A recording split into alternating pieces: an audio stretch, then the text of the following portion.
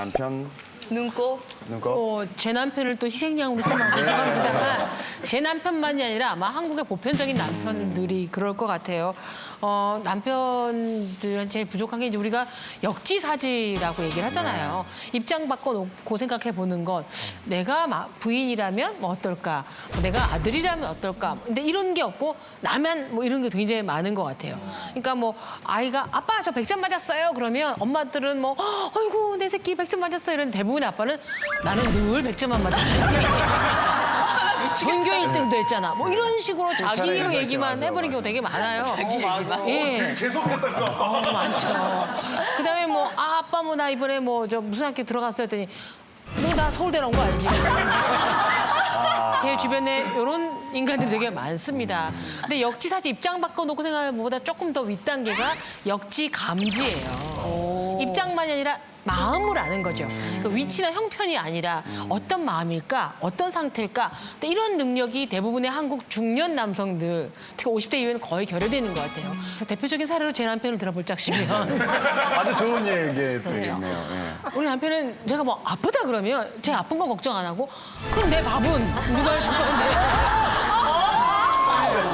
내가 아프면 이렇게 되는 거죠. 저한테 거의 관심이 없고 연락 안 하는데 자기가 약속이 없어 집에 있는 날은 문자가 띵동 와요. 뭐 아주 간결해요. 밥은? 나름 물음표는 쳐요. 밥은? 예. 우리 하여튼 경비 아저씨도 제가 머리를 자르고 가면 어이구 잘 자르셨습니다. 이런데 제 남편은 제가 머리를 잘랐는지 길렀는지도 잘 모를 뿐더러 이렇게 공감력이나 배려심이 없이 여태껏은 살 수가 있었거든요. 20세기까지는 아버지, 남편이란 존재만으로 가장이란 존재만으로 하고 큰 소리 칠 수 있었는데 21세기엔 그렇게 됐다가는 아주 깨끗하게 황혼이혼을 당하거나 온 가족으로부터 무시당하거나 최근에 들어서는 결혼 중간에도 재산 분할을 할 수 있으며 연금도 나눌 수 있으며 여러 가지로 정말 이렇게 쓸모없는 남편을 해치울 수 있는 방법이 너무나 많기 때문에 그렇게 쓸쓸하지 않고 외롭지 않은 노후를 보내려면 지금이라도 스스로 머리를 깨치는 걸 하시라는 뜻에서 배려심을 눈꽃보다 조금 더 많이 좀 키우시라고 제가 말씀드리고 싶었습니다. 이현상 외칩니다. 자, 이 얘기에 우리 이혁재 씨는 고개를 가로가로 저으시면서 유인경 마담님도 굉장히 네. 지적이시고 지혜롭고 네. 이성적이고 합리적인 네, 분인 줄 네, 알았는데 네. 세상 돌아가시는 걸 잘 모르시는 것 같아요. 역지사지에서 한 단계 더 업그레이드돼서 역지감지를 하라고 했잖아요. 우리 남편들은 이미 역지감지를 다 하고 있습니다. 아내의 감정을 내 감정인 양 느끼는 순간 대답이 어떻게 오냐면 건들지 말아야겠구나. 안 건드리는 게 최고구나. 그때부터는 아내 외모가 들어오질 않아요. 뭘 바꿔도 모른 척, 안 바꿔도 모른 척 해야지. 일부러. 왜냐면 솔직히 아내들의 감정의 기복과 변화에 남편들이 맞춰줄 수가 없어요. 머리를 하고 왔는데 머리 괜찮네 했다가 그 머리가 마음에 안 들어서 왔는데 괜찮게 뭐가 괜찮아? 이래도 한 소리.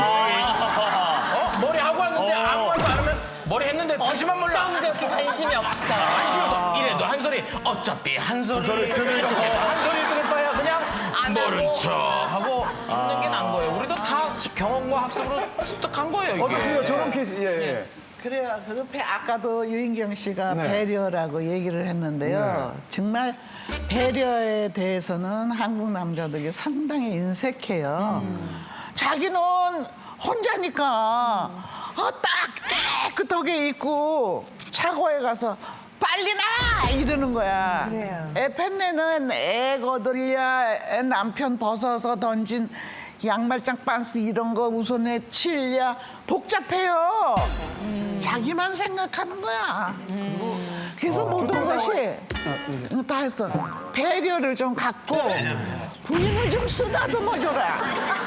부인을 좀 쓰다듬어 줘봐. 아이고 이 강아지도 쓰다듬을 예. 아이고 그래 오늘 수고했다. 그래. 좀 이렇게 쓰다듬어 봐라. 쓰다듬어 봐.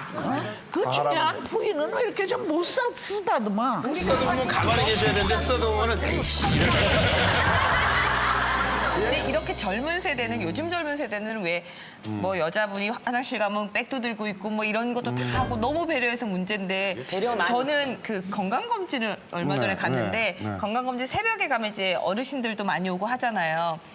따님이 엄마를 모시고 왔어요. 엄마가 무릎이 좀 안 좋으신가 봐. 그러니까 계속 쩔뚝쩔뚝 하면서 왔어요. 근데 안 앉으시더라고. 저 다리가 아픈데 왜 안 앉지? 했더니 그 뒤로 멀쩡한 아버님이 와서 그 자리에 퍽 하고 앉으시는 거예요. 이러고 어머니 서 있어. 그러니까 그런 배려가, 그러니까 아버지는 예전부터 나의 가장자리 아니면 뭐 이렇게 우리 집에 뭐 최고 자리 이런 거를 늘 차지하던 버릇을 해놓으니까 어머니가 아프시고 이런 게 아픈데도. 안 보이니까 그걸 모르시나 봐요. 그러니까 아니야. 그건 뭐야? 속으로 MRI 찍어보면 아버지가 더 아팠을 수도 있어. 아니 근데 그걸 어떻게 근데 어떻게 너무 막 보는 걸로만 판단해. 제 마음이 너무 아프더라고요. 유마담이 얘기한 역지 감지가 잘 안 되는 것 같아요.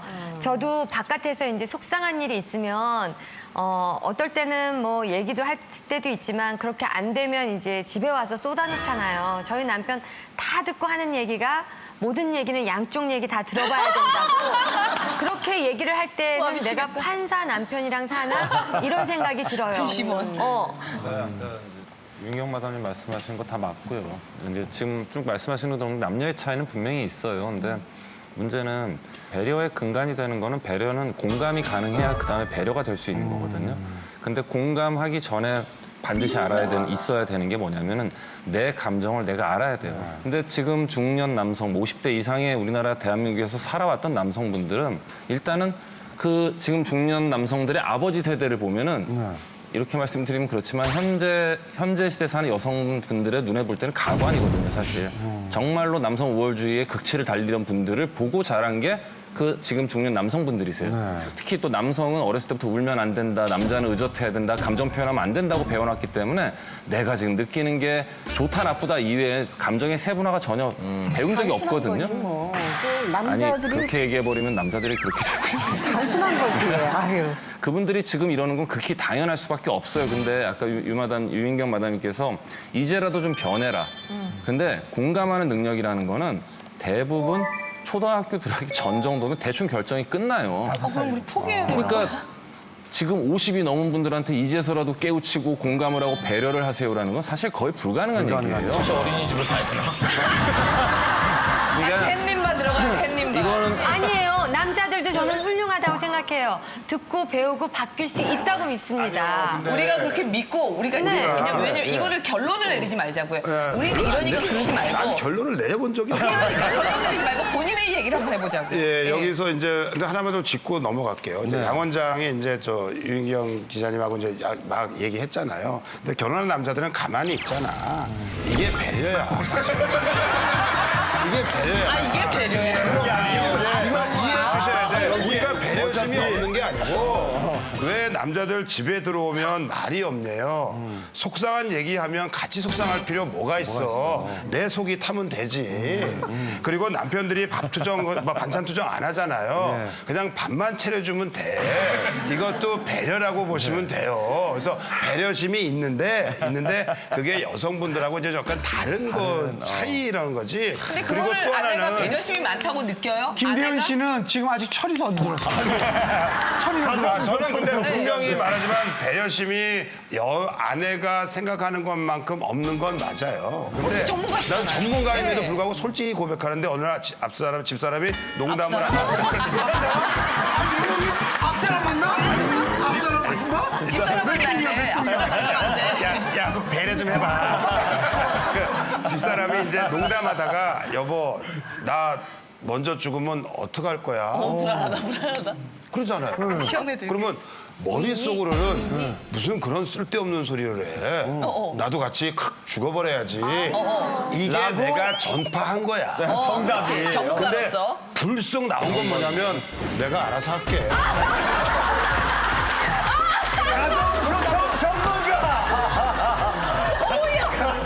내 관점이다. 전문가다. 그 말을 하고 나서 너무 미안해서 내가 느낀 게 있어요. 아내들이 생각하는 배려나 그런 거에 남자들이 알고는 있지만 알고 우리가 있지만 오해하면 안 되는 게 나온다는 거죠. 알고 있는 거하고 실제 하는 건 좀 다르잖아요. 저는 배려를 많이 하는 편이었어요. 아내한테. 물론 다른 여자한테는 더 많이 배려를 하겠죠. 그러면서도 내가 나이가 들으니까 그 배려를 다른 여동생한테 하는 배려를 아내한테 좀 해야겠다는 걸 자꾸만 느껴요. 동치미를 하든 뭐를 하든 나이가 드니까 가족주의로 이렇게 잠깐만 접어들더라고. 그런데 그러면 아내가 우리 남편이 많이 배려심이 좋아졌네? 변했네? 알아줘야 되잖아. 그런데 안 알아주고 더 기고만장한, 더 요구하는 거야. 요구하고. 그게 너무 안 좋더라고. 그래서 배려를 포기하고 끝이 없어. 배려- 끝이 없어. 아니, 포기하진 않았어요.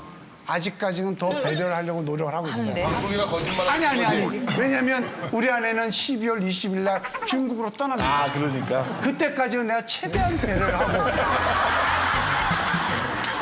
기간이 정해져 있어서 그렇구나. 그 이럴 때 또 내가 우리 아내한테 못된 짓을 할지도 모르니까 있는 동안만큼은 최대한을 배려하고 살아야겠다. 근데 저는 좀 다른 관점에서 한국 남자들이 제가 봐도 배려가 없는 게 맞아요. 맞는데 없는 건 이게 부족한데 네. 이게 아내들이 모르는 게 있어요. 저희 사는 동네가 국제도시다 보니까 외국인 부부들도 많이 살고 그래서 친구들이 많아요. 보면은 미국인 남녀 부부는 내가 봐도 너무 쿨해.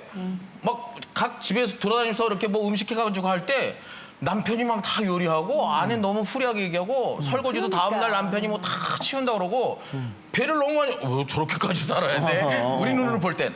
그런데 거기는 뭐가 있냐면 남편도 자기 하고 싶은 걸 딱딱 막 얘기해.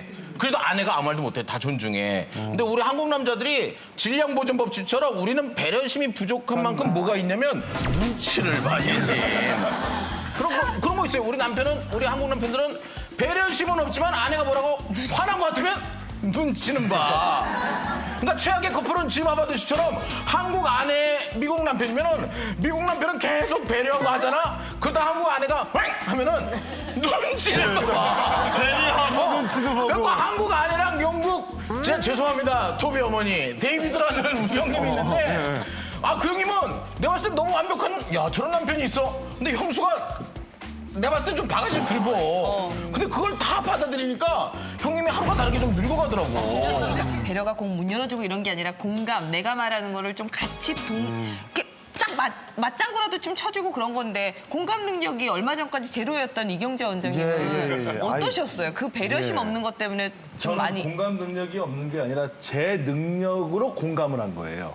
근데 그거를 아내는 모르잖아요. 그러니까 저는 와이프가 요즘 살만하다고 얘기를 예. 합니다. 그리고 요즘 살만하대. 요즘 살만하대. 그 정도 없었다고 그런데 고백하셨잖아요. 저는 단언하건대 저는 그렇게 살아온 사람이에요. 아버지가 그러셨고 저희 사남매가 다 그래요. 그러니까 저희 집안이 피가 그래, DNA가. 그러니까 저는 29의 와이프랑 동갑인데 결혼을 해서 살아오면서 저는 제가 할 수 있는 최선을 다한 건데 와이프는 그게 공감을 안 했다고 생각한 거예요. 저는 제 능력으로 공감을 했어요. 그러다가 한 15년쯤 되니까 좀 철이 들고 와이프를 이해하기 시작했어요. 근데 여기서 더 중요한 건 와이프도 철이 들었어요. 맞아. 와이프가 음식을 참 잘합니다. 그럼 저는 항상 얘기합니다. 당신 음식점 좀 하지 그래. 그러면 자기가 제일 싫은 게 주방에 있는 건데 왜 음식점을 해야 되냐. 근데 요즘은 제가 워낙 고생하면서 돈을 버는 걸 보더니 얼마 전에 쭈꾸미집인데 줄을 서서 먹었나 봐요. 우리 딸이 그러더라고. 엄마도 이런 쭈꾸미집 하나 할까? 그러더래. 이거는요. 어마어마한 변화예요.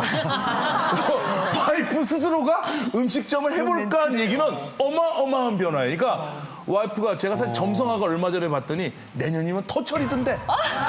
올해 철드는 거 시작이 불과하대. 내년이면 더 좋아진대. 우리 그럼 쭈꾸미를 먹을 수 있겠어요? 그래서 쭈꾸미집에 제가 다 초대하겠습니다. 그래서 사실은 저는 제 나름대로 한 건데 그래서 제가 지금 어떻게 보면 우리나라 중년들을 많이 보지 않습니까? 보면서 느낀 게 이 사람들이 나쁜 사람이 아니라 배우지 못한 사람이에요. 없는 사람이 아니라 표현하는 법을 몰랐던 사람이에요. 그래서 반대로 생각하면 저희 청담동에 잘 사는 선배가 있었는데 그 집이 아들이 셋이에요. 그래서 저도 아들 둘이라 그 선배한테 선배님 아들 셋 키우느라고 얼마나 힘들어요. 전 아들 둘인데도 힘든데 그랬더니 영실아 나는 뭐가 제일 무서운가 하면 제일 힘들 때가 큰 아들 3명이서 와가지고 아버지 갈비찜 먹어요. 이럴 때가 제일 무섭다라는 거예요. 그래서 제가 그때 깜짝 놀랐어요. 저 청담동에 살면서도 자식 새끼 3명을 먹여 살리고 가정을 이끄는 게 참 힘든 일이라는 걸 저 선배도 저렇게 든다면 우리 평범한 남자들은 가장으로서 얼마나 힘들까. 그래서 우리가 반대로 솔직히 무지라는 게 남자만 무지하는 게 아니라 여자도 무지할 수 있다라는 거예요. 영실 내가 마담님. 너무 고맙습니다.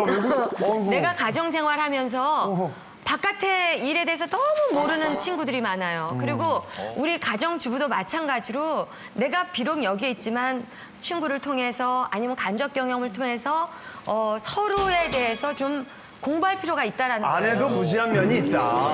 아직까지 구독과 좋아요 안 누르셨어요? 지금 당장 눌러주세요.